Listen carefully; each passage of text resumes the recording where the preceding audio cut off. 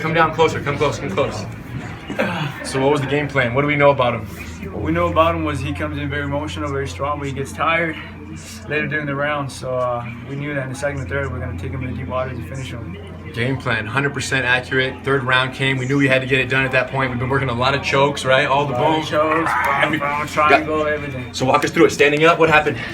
So I'm not too He shot something right here? Shot something. And then I ended up grabbing this choke right here. And then he... Somehow we fell and I had it here. So when I was squeezing and I felt tight, but then I think he turned into me a little bit the other way. And then from here I mounted and tried to grab the guillotine, but I couldn't, right? So I was trying to do this, so I said forget about it. I just held his arm so he wouldn't peel my hand apart to stop the guillotine. And I just started putting pressure with one hand. What'd you hear? And I heard him gargling and making some funny noises.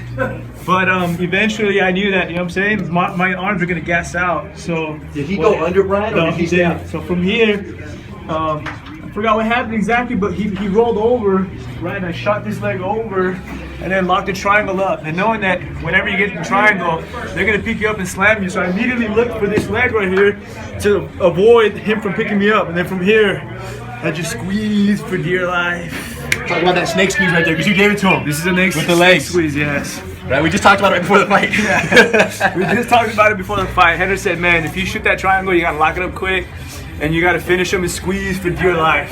Just little, squeeze for dear life. And I feel it was a beautiful game plan. We did exactly what my boxing coach told me to do. We stick and move for 2 rounds, got him tired. In the third round, right here. Game plan. That's what's up, you guys. We couldn't be more proud. He's been training for this his whole life. It's amazing the progress he's made with James in the stand-up. To be able to stand there, take some shots, give some shots, and really compete on the stand-up, it made Brandao feel like that's not how he was going to win the fight. Exactly. So then he's like, all right, let's give him some jiu-jitsu. Let's go to the, Brian shot that arm triangle.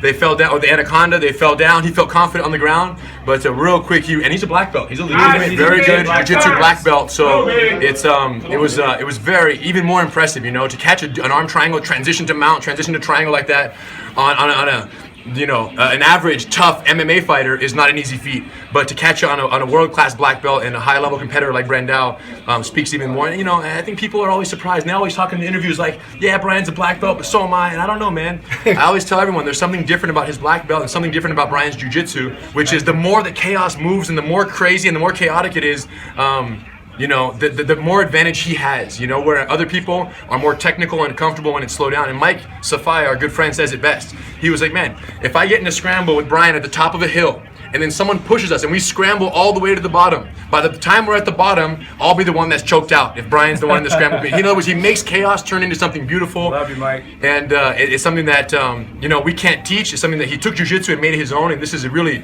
really starting to manifest itself here in the UFC. We couldn't be more proud, and this is what it's all about. And next year, I want to say thank you to Morgan Smith, because he was my Diego Brandao lookalike and my little just choke guy for 2 months, so thank you, brother, That's it, you guys. So what do you know? Get the stand-up down, work your stand-up, but know that when worse comes to worse, third round, and everything's on the line, and you might be down 2 rounds to 1. You gotta go for it. You gotta go 100%, and that's where jiu-jitsu comes into the play. Okay? We talked about that. Self-defense too, just efficiency, waiting. Like he don't just post it on Instagram right now. He chooses how he loses. You let your opponent pick their poison, like Brian says it. And on the stand-up, he was doing his thing, and on the ground even more so. So good. Much respect, you guys. In the locker room right after UFC 195, Brian T. City Ortega. Who's next?